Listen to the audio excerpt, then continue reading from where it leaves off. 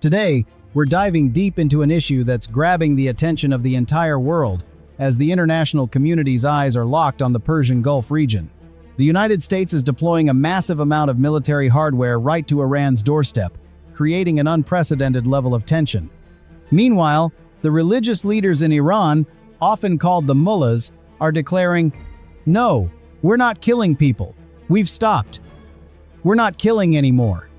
We know now isn't the time for diplomatic talk, but no, we will never execute protesters."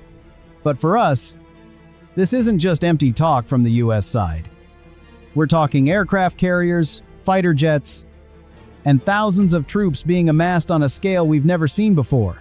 There's even a rumor that the Night Stalkers, aka the 160th Special Operations Aviation Regiment, known for carrying out special aviation missions like we've seen in Venezuela, might be deployed. So, trust but verify. The mullahs say they're not killing anyone, but can we believe everything they say?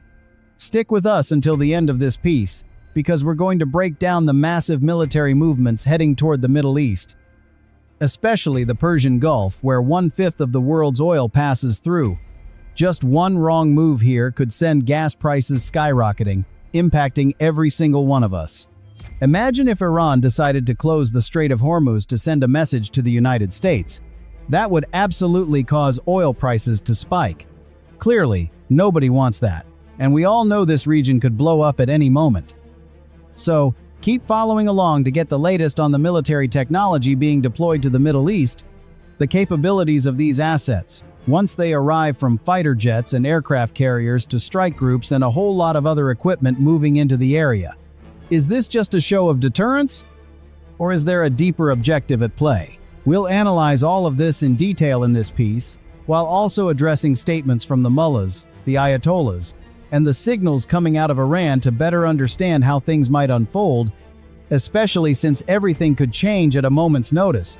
Heck, the mullahs and ayatollahs might even keep executing protesters, despite claiming the protests have cooled off. They're saying, "We just had to kill a few thousand people, and then the protests died down. We've got it under control, thanks to the Ayatollah." But to me, this military buildup is way more complex, like a plot twist in The Matrix. One minute, you see a carrier strike group rolling into the region. The next, everything's chaos, and Iran's on the back foot, not knowing what's coming next. Honestly, that's probably a good position to put the Ayatollahs and mullahs in, keeping them guessing. With a regime like this, keeping them uncertain is necessary because their top goal is just holding on to power, and they'll keep cracking down if given the chance. The fact that a carrier strike group with a huge amount of hardware is heading their way might be the only thing making Iran's leaders hold back and stop killing protesters. So, let's zero in on the mullahs and ayatollahs to see what the goal might be if things escalate, or what the true nature of this regime really is. Knowing your enemy, understanding how they operate, and where they come from is absolutely critical. The military strategy's goal is to deal with Iran in a way they can't fight back. To me, the Ayatollahs and mullahs are more dangerous than any movie villain. Iran's supreme leader, Ali Khamenei, has been in power since 1989, steering the regime through sanctions, protecting their grip on power, pushing for nuclear weapons, and waging proxy wars. He's the captain of these proxy conflicts, designed to hide accountability, because their only goal is to protect the regime, safeguard their wealth, and keep exploiting Iran. Proxy forces like Hamas and Hezbollah are their tools for doing the dirty work, while they sit back in their fancy robes claiming, "I'm a religious man. I'm here to promote peace, love, and build a country where my word is law." Lately, threatening moves at the Strait of Hormuz are ramping up, and that might be the main reason the United States is sending such a huge amount of military hardware to the region. This strait is only about 13 miles wide, a choke point where oil tankers have to line up to get through. I've flown over this area before, and looking down at the ocean, all you see is a black mass of hundreds of oil tankers trying to squeeze through.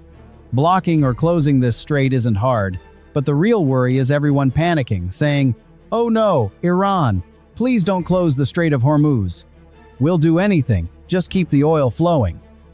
But the truth is, they want the oil flowing too, because that's how they make money to sustain the regime and build their lavish palaces. If they completely cut off the world, they're cutting off their own lifeline. That said, Iran has a multi-layered defense system in this area, and it's not something to underestimate. Their integrated air defense system, built over the past few years with help from Russia, mainly features the S-400, a long-range surface-to-air missile system with a reported range of over 230 miles. They've also got a domestic system called Sejil-3, said to protect the Strait of Hormuz with a range of about 87 miles. Compared to Venezuela, which also has Russian gear, Iran's defenses are considered stronger due to their closer ties with Russia and lucrative arms deals. Plus, Iran's drone capabilities are pretty formidable, with a domestic company reportedly producing thousands of drones a day. So, as the carrier strike group moves into the region, anti-drone microwave technology, like what Epirus offers, will be key to countering Iran's massive drone numbers.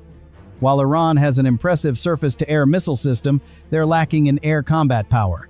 The US F-22 and F-35 jets, possibly being deployed to the Middle East, won't be facing modern Iranian fighter jets, just old F-14 seconds, some MiG-29 seconds, and rumors of Su-35 seconds from Russia. F-35 and F-22 pilots are probably itching to go up against Iranian jets just to show off their superior capabilities. Right now, a lot of US hardware is staging in the United Arab Emirates, UAE, with reports of increased activity from KC-135 and KC-46 refueling aircraft in the Middle East, alongside large-scale joint exercises. But this might just be a deterrence move. If things escalate, the main mission for the F-22 seconds and F-35 seconds would be to take out Iran's integrated air defense systems. Iran wants the world to believe their air defenses are untouchable and that one wrong move could spark chaos. They rely on deterrence and pump out a ton of propaganda, like during the 12-Day War when they released an image of an F-35 the size of a Boeing 747, an obvious exaggeration. But with US reconnaissance assets like the RQ-4 Global Hawk, capable of flying at an altitude of about 59,000 feet and with a range of nearly 14,000 miles, the ability to gather signals, intelligence, and facial recognition on Iran's Revolutionary Guard Corps, IRGC, is incredibly impressive, pinpointing key targets. Things get even messier as Iran keeps making bold statements, claiming they're ready to face off with the US, even if their actual capabilities might not match the hype. That makes them dangerous and unpredictable, because this regime seems to be operating out of fear, even as they try to project strength outwardly. Let's consider a hypothetical scenario. If Houthi drones attack a US oil tanker in the Middle East, US Central Command, CENTCOM, might order a limited strike on IRGC bases along the coast near the Strait of Hormuz as a warning. An RQ-4 Global Hawk would fly at about 54,000 feet, roughly 200 miles off Iran's coast, spotting missile trucks and relaying data via the Link 16 system to F-35C jets on a carrier. The F-35Cs would take off, launch JASM air-to-ground missiles, skim low over the water, dodge electronic warfare measures, and use terrain data to hit IRGC bunkers with the explosive power of about 1,000 pounds of TNT. That'd be a loud message to Iran that attacking oil tankers or using drones against US assets comes with a cost. If things escalate further and the goal becomes removing the Ayatollah, the target package gets way more complicated, since you'd need to preserve parts of Iran's military for rebuilding after the regime falls. That's the big picture right now. What do you think about these massive military moves, the fighter jets and carriers heading to the Middle East? What's going to happen in the next few weeks? Drop your thoughts in the comments below.